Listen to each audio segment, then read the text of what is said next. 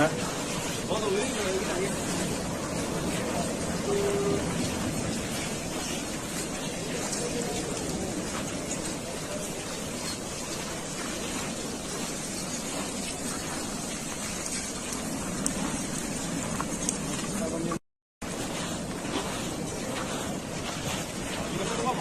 ¿Ah?